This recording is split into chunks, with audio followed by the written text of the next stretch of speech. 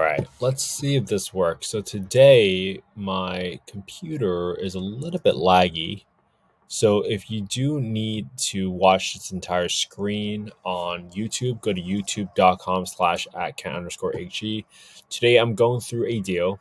I just got sent this deal on yesterday, and this day before Thanksgiving. So I decided, hey, this would be the deal I'll look for on Thanksgiving Day. And just trying to be consistent here. Nothing big, nothing out of the ordinary. So this is supposed to be a hybrid deal, which means that one, we would be taking over the existing loan subject to existing financing, and we will have the seller carry the equity portion of the deal. Now, when that happens, I'm going to go ahead and share this with you guys on a different Excel file after I am able to kind of share it screen by screen, but just bear with me here. So the single family home, I'm just gonna go through all the details. 4 bed, 2.5 bath, 2432 square feet. Since it's gonna be a turnkey property, and I'll show you guys the Zillow link in a second, I'm gonna assume that I'm only setting aside money to paint about half the home. That's really me being ultra aggressive in how I'm estimating a rehab, just in case there are things that will come up that I did not notice. Now, as I go through the rest of the PITI breakdown, you can see that it's $2,900 for the rent rate for what the seller or the wholesaler is estimating for this property. PITI is $23.58. There is a seller payment for $218, so that makes the total payment $2,645. All right, that's fine. I'm going to go ahead and keep looking through some details here. We're taking over an assist loan that's an FHA loan, so just be careful. Sometimes you have to self-perform those closes because sometimes certain title companies will not touch an FHA loan that is a Subto deal. But granted, this is a 3.1% interest rate, so this, you never know, right? That's a pretty attractive interest rate. Cash to seller is $32,630, so that includes cash to the seller and the agent, and the wholesaler wants an assignment of $15,000 for this deal. The seller's equity portion is $78,378, but they're willing to take principal only payments, which means there is a 0% interest rate on this portion of the loan. It's going to be amortized over 30 years, but there is a 10-year balloon. The 10-year balloon means that the entire loan has to be paid off on the 10th year. So that is in your favor because you have been paying down just principal only for the $78,000, but it is almost a disadvantage because you also have to pay off the underlying loan in 10 years. I don't love that, but we can go through some of the details. Now, as I'm going through the HUD FMR, before I go back and forth between the spreadsheet, because otherwise my computer is going to lag a lot, my internet, I'm staying with my parents in Boston in the same affordable housing rental I grew up in, so internet's a little bit slower here. So I'm going to talk through all the numbers that we need to get, and then we're going to punch in all the numbers that are pre-populated already so we can walk through the numbers. So this property is in 32757, and you guys can kind of quickly see how it looks like in the photos right here. You can kind of see that it's in relatively good shape. Kitchen's relatively modern. Some carpet, that's no problem. And for the most part, the home looks like it's in a pretty turnkey shape since it looks like the loan was only in place for less than 2 years. So we're going to go to HUD FMR, and we got the fair market rents, which stands for fair market rents, which stands for FMR, is the common acronym for it. And it'll tell you the maximum rent that you can get for a property by zip code, by bedroom count. And that's what we want to pull this number for, which is 2440. That's the number that we care most about. And as we go to affordablehousing.com, that's where we would like to get the market rents. From the market rents perspective, we plug in the address in the owner's market rent estimator section, and we're going to plug in the bedroom count. And this is how we can see that the rent is 2534. Now at 2534, that is the average rent for 25 units within a 4.51 mile radius. This is good because technically the market rent is above what the fair market rent is for 2440. So I'm going to be very comfortable using 2440 as my rent estimate for this property. Now, what I cannot show you guys is I can't be switching that back and forth between so many screens. So what I have going on is I am able to see that the top app crime score, and if you look at the primer couple of days where we looked at and underwrote certain properties, you can see that how we actually pull up the crime index score from topapp.com. So just go through there if you guys want to follow along. All right, so now I'm going to stop sharing this screen, and then I'm going to pull up the Excel so we can see the numbers itself. All right, I'm going to stop sharing, and then I'm going to reshare the Excel. Boom. Let's see if this works. I hope this works out. Happy Thanksgiving, everybody. If you're watching, I really appreciate you guys following along on this, and I'll do my best to try to make everything as smooth as possible once I get back to San Diego.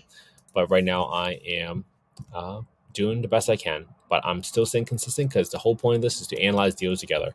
So I plugged in $450,000 for the asking price. I got 5577 for my renovations because I'm only doing $3 a square foot, and I am dividing that in half with a 20% contingency. So that's more than enough for a turnkey property. I then plugged in my FMR, which is 2440. At 2440, that's how I am able to get certain rents here.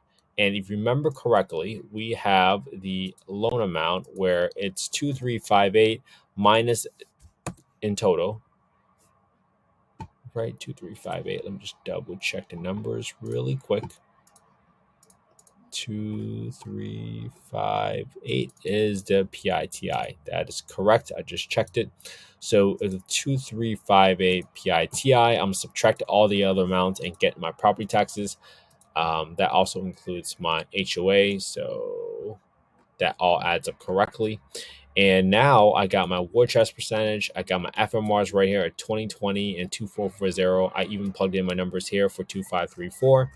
Using what I'm seeing for this interest rate, there's really only one scenario. I plugged in the Subto loan, which is $323,000 at 3.1% interest rate.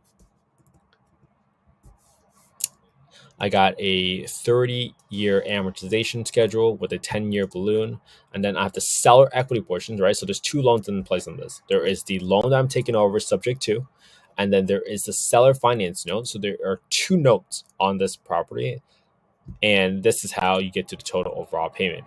Now, using a $32,000 cash to seller, a $15,000 assignment fee, and a $11,000 closing cost, assuming 2.5%, which might be a little high for this purchase price, and $5,000, I'm all in about 65 grand. And this results in a cash on cash return at negative 9.3%. And this is primarily driven by how low the rents are compared to the PITI. When your PITI is relatively high or relatively close to what the monthly rents are, that's usually indicated to me that, hey, chances are it's not a deal, because you can never assume that your cash flow is your, hey, Magnolia Home Offer, just DM me your email and I'll send you the calculator. Simple as that. I've been very, very fortunate to have been given this calculator, and I was able to update it and modify it to meet my own needs. So I'm happy to kind of share that with you. And I even have a rehab calculator that goes in line by line on what some of the rehab estimates are. It definitely differs by market, but I went in there and I put in some personal prices by square foot based off of what I paid in my Scottsdale rehab. So just DM me your email. Happy Thanksgiving, man. Thanks for joining in on the live. So you can kind of go through the spreadsheet yourself. Now, usually I go through a couple of different loans, and on here, this is the purchase price. This is the 2440 for gross rent, and my cash flow per month is negative $500. My cash on cash return is negative 9.3. And this is so far off from being a deal that I'm not even going to go through all the other scenarios. If you look at my prior night's scenarios, you will see that this is not, I won't care about down payment. So you already see the scenarios up there. So because it's so far from being a deal, I would never go for this deal. The thing is, most people need to be careful is sometimes when people market a deal, they'll say, hey, long-term rents is this, and then here's my PITI, and that's your net cash flow. But they always forget to count up how much money you got to set aside every single month for things that might break. I set aside 10% for what I do every single month. And BDC, hey, no problem, man. I'll definitely send you the calculator afterwards. And war chest, I always set aside 10% because something always breaks in every single home. And that is absolutely the wrong way to estimate where your cash flow is. Then also, some people will say, well, I'm going to self manage the home. So I'm not going to put in property management. But if you think about it, what do most people do for real estate? Why are they in real estate? They're looking for financial independence and looking for financial freedom. And if you don't underwrite right now with property management in place, then you are essentially creating a job for yourself later down the road. That's why I always underwrite with property management, even if I am trying to manage the property on my own, because eventually I don't want to do that anymore. I don't want to take those late night calls about a toilet being clogged. So that's why I would always underwrite with property management in place at 8%. That's usually what I see. And then for vacancy expenses, I would never, even if it's a Section 8 rental and you have a beautiful home like this one, I would never usually go lower than 3% vacancy because somebody eventually has to move out. So vacancy should never be zero. But if you do a great job and you provide an amazing home for people to grow up in, please make sure you leave in some vacancy expenses. So at the end of the day, you think about it, 10 plus 8 plus 3%, that's almost 21% off of your gross monthly rents just for expenses. And they are anticipated expenses because every roof needs to get replaced at some point. Every AC unit needs to get replaced at some point. Every once in a while, a toilet breaks. So it's almost irresponsible for you to not underwrite with any without any maintenance. So that's why I wanted to do with you guys today. I do this, and if you go to my YouTube channel on youtube.com/@cat_he, I've been going live for the last 50 days. I'm going to go live for another 50 days. The whole point of this is just to stay consistent. That's it. And some of the biggest excuses and reasons I've heard from people about not getting started in real estate is simply because of they don't have capital.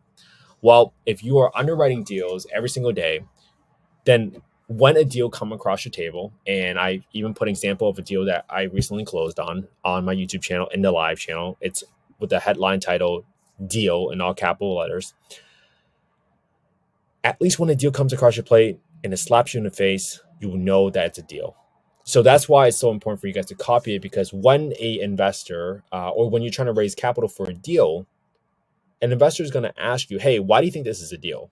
Well, you can go back and have them refer to your YouTube channel and just say, well, I know it's a deal because for the last 100 deals I've analyzed, they were not deals. And that's how I know that this is a deal. And this is the reason why I do this. Sometimes it's very hard to figure out what the first step looks like. The only first step that I knew in the beginning was just to analyze deals because I was so scared of losing money. So you guys can go to my YouTube channel, copy the same amount, copy the same spreadsheet using the same property addresses, and just even say the same words if you really want to do that. But put it on your own YouTube channel so that you can have an undeniable track history of knowing and understanding how to recognize when a deal is a deal. So that's all I wanted to say today, guys. It's Thanksgiving. I'm just staying consistent here, and thank you so much for your time. I'm so grateful to have you all as part of the affordable housing investment community.